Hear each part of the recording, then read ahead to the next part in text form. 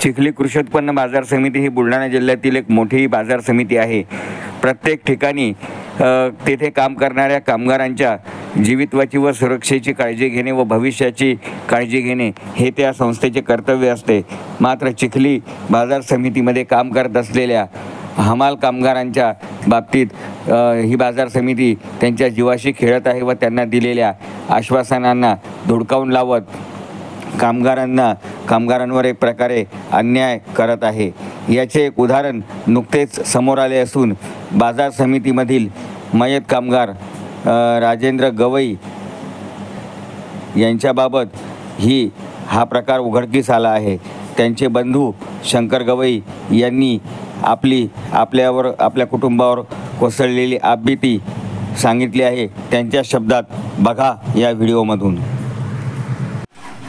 भाऊ, तुमचं पूर्ण नाव, परिचय काय सांगा एकदा. नमस्कार, मी शंकर निंबाजी गवई.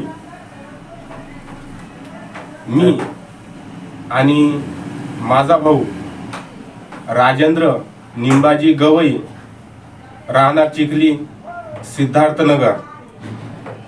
आम्ही दोघं भाऊ बऱ्याच वर्षापासून कृषी उत्पन्न बाजार समितीमध्ये हमाली म्हणून काम करत होतो. काही काळानंतर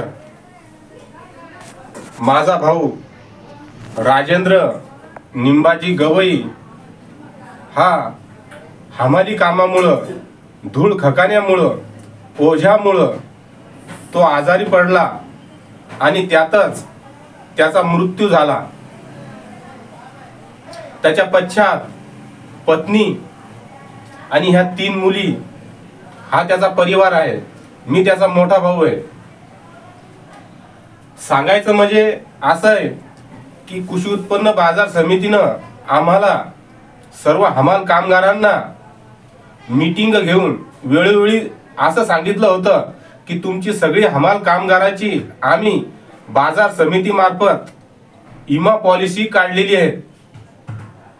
मीटिंग घेऊन आम्हाला असं सांगितलं होतं, याचे हप्ते तुम्हाला भरायचं काम नाही, याचे हप्ते फक्त बाजार समिती भरण, असं आम्हाला बाजार समिती अधिकारी यांनी असं सांगितलं होतं. मग आम्ही म्हणलं, साहेब आमच्याजवळ काही पावतीचा प्रूफ वगैरे. तर ते अधिकारी साहेब असे म्हणले होते की ही सामूहिक पॉलिसी आहे, ग्रुप पॉलिसी आहे, याचे डॉक्युमेंट आम्ही तुमच्याजवळ देणार नाही, याचे डॉक्युमेंट बाजार समिती कार्यालयात राहणार आहे. याचं कारण असं आहे की तुम्ही याचे हप्ते भरता का. आम्ही म्हणलं नाही, याचे हप्ते बाजार समिती भरणार, म्हणून हे कागदपत्र कार्यालयातच राहणार. तुम्हाला जेव्हा काही दुखापत झाली तर याचा लाभ तुमच्या परिवाराला निश्चितच होईल, असं आम्हाला बाजार समितीनं सांगितलं होतं. पण आश्चर्य असं की 2017 पासून जोही कामगार मरण पावला साहेब, की त्याला आतापर्यंत 2024 पर्यंत एकाही कामगाराला त्या पॉलिसीचा लाभ किंवा फायदा त्याच्या परिवाराला मिळाला नाही. मग आम्हाला असं म्हणायचं की 2017 पासून जर कामगाराची विमा पॉलिसी काढली असेल तर एक तरी हमाल कामगाराला त्या पॉलिसीचा लाभ मिळाला पाहिजे, असं आमचं हेतू आहे. याचा अर्थ असा होतो की या कृषी उत्पन्न बाजार समितीनं आमच्या हमाल कामगार अशिक्षित असल्या कारणानं यांनी आमच्या भोळ्यापणाचा किंवा अडाणीपणाचा फायदा घेऊन हमाल कामगाराला या पॉलिसीच्या नावावर त्यांनी फसवणूक केली, असा आमचा हेतू आहे, असा आमचा संशय येतो. बरोबर. मी वेळोवेळी कमीत कमी 3 ते 4 अर्ज कृषी उत्पन्न बाजार समितीला दिले होते की माझ्या भावाच्या परिवाराला विमा पॉलिसी माध्यमातून आर्थिक मदत मिळावं. मला बाजार समितीनं वेळोवेळी आश्वासन दिले की थांबा, पुढच्या महिन्यात करू, थांबा त्याच्या पुढच्या महिन्यात करू, कृषी उत्पन्न बाजार समितीचं इलेक्शन होऊ द्या, नंतर करू. त्यांनी असंच मला वेळोवेळी आश्वासन दिलं. आणि ज्या वेळेस मदत द्यायची वेळ आली त्यानंतर मला बाजार समितीनं पत्र पाठवलं की बाजार समितीमध्ये मरण पावलेल्या कामगाराला कोणत्याच प्रकारची मदत दिली नाही आणि अशी तरतूद बाजार समितीत नाही, असं मला त्यांनी यावेळेस पत्र पाठवलं. आता मला याचा काही ना काही न्याय मिळावा. तुम्ही ज्या म्हणजे नियम जो आहे बाजार समितीचा इन्शुरन्स मिळण्याचा, रिन्युअल केलं पाहिजे लायसन, ते तुम्ही केलेलं आहे का? हो हो आहे का त्याचे काही कागद तुमच्याकडे? हो, माझ्याकडे ओरिजिनल कागदपत्र आहे साहेब. 2022 आणि 2023च्या पावत्या सुद्धा माझ्याकडे आहेत ओरिजिनल. अच्छा अच्छा.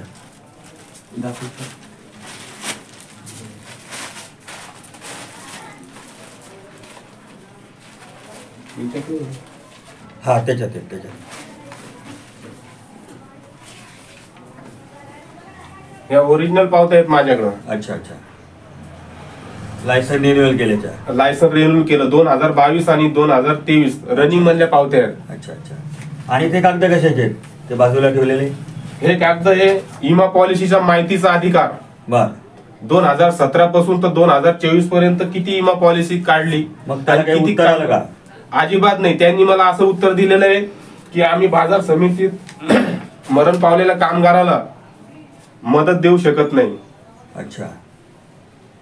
हे उत्तर आहे. बरं, आता बाजार समितीनं हा जो तुमच्यावर अन्याय केलेला आहे, तर तुम्ही अधिकाऱ्यांना भेटले, हो पण जे सभापती आहेत किंवा ज्यांच्या ताब्यात बाजार समितीची सत्ता आहे त्यांना तुम्ही हे तुमची तक्रार त्यांच्या कानावर घातली का, किंवा त्यांच्याबद्दल तुमचं काय म्हणणं आहे? हो, आम्ही ज्यावेळेस मला पत्र लिहायचं होतं बाजार समितीला, तर आम्ही बाजार वकिलाच्या मार्फत वकिलांनी राहुल भाऊंना एक फोन केला होता बरं. की तुमच्या बाजार समितीमध्ये जसं हमाल कामगार आहे त्यांची विमा पॉलिसी याच्याबद्दल काय आहे. तर भाऊनं वकील साहेबासोबत असे बोलले होते की मी सभापतीला सांगतो, ठीक आहे मी फोन लावतो. पण त्यानंतर भाऊने काही नंतर फोन लावला नाही बरं. आणि ते विषयच नाही. नंतर म्हणजे नंतर काही भाऊनं केअरच नाही घेतली काही. नाही. नाही, ही कधीची गोष्ट आहे? आता हे जे माहितीचा अधिकार जेव्हा मी देत होतो नाही काय 2 ते 2.5 महिने, 2 महिने. मे जून हा. महिन्यात, मे महिन्यातली गोष्ट असं. हो, 2 महिने. बरं. मग एकीकडे हे जे लोक ज्यांना तुम्ही फोन करून सांगता, तुमची तक्रार कानावर घालतात आणि तुमच्या तक्रारीकडे काही लक्ष दिलं जात नाही, मात्र बांधकाम कामगारांच्या मुद्द्यावर त्यांनी एक मागे मोर्चा जो काढला होता, त्या मोर्चामध्ये त्यांनी ही विम्याची मागणी लावून धरली होती. मला वाटतं तुमच्याकडे वर्तमानपत्राचा एक पेपर पण आहे. हो, तर मग हा असा भेदभाव का बरं?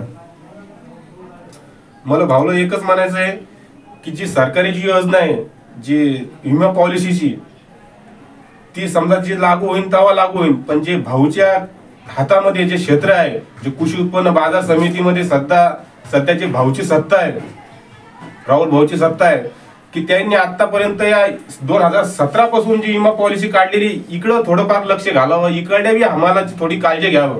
बांधकाम कामगाराची काळजी घेण्यापेक्षा कृषी उत्पन्न बाजार समितीमधील हमाल कामगाराची काळजी घ्यावं असं मला वाटतं. आता ही मागणी तुम्ही लावून धरलेली आहे, अतिशय योग्य तुमची मागणी आहे, तुम्हाला न्याय मिळालाच पाहिजे. मात्र हे बाजार समितीचे जे प्रशासन आहे ते याला टाळाटाळ करत आहेत.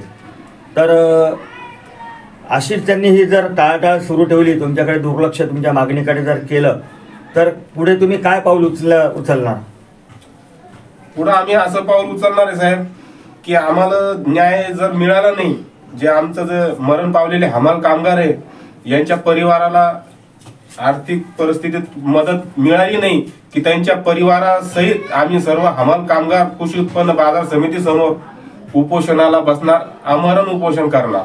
जोपर्यंत आम्हाला न्याय हक्क मिळत नाही आम्ही उपोषण करणार.